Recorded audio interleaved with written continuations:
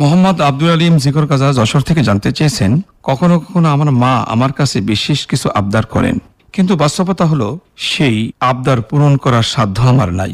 এতে আমার মা খুব কষ্ট পায়, অনেক সময় বদদোয়াও করে ফেলেন। আমার মায়ের এই বদদোয়াকে আমি খুব ভয় পাই। এখন আমি কি করতে পারি? আমার করণীয় কি?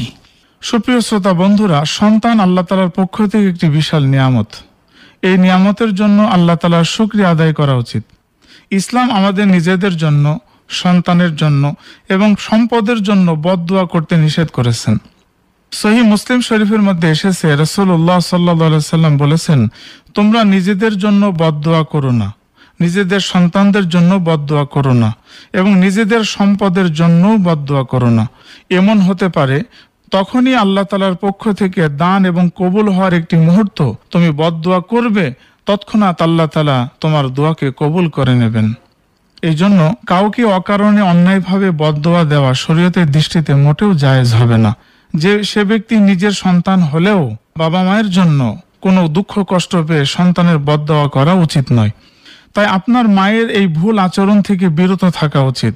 তারপরেও যেহেতু আপনি সন্তান হিসেবে আপনার দায়িত্ব কর্তব্য হলো ধৈর্য এবং সহনশীলতার সাথে মায়ের সম্মান করা, তার মর্যাদা অনুযায়ী খেদমত করা। আপনার খেদমতে খুশি হতে পারে আল্লাহ তাআলা মায়ের মনকে পরিবর্তন করে দিতে পারেন।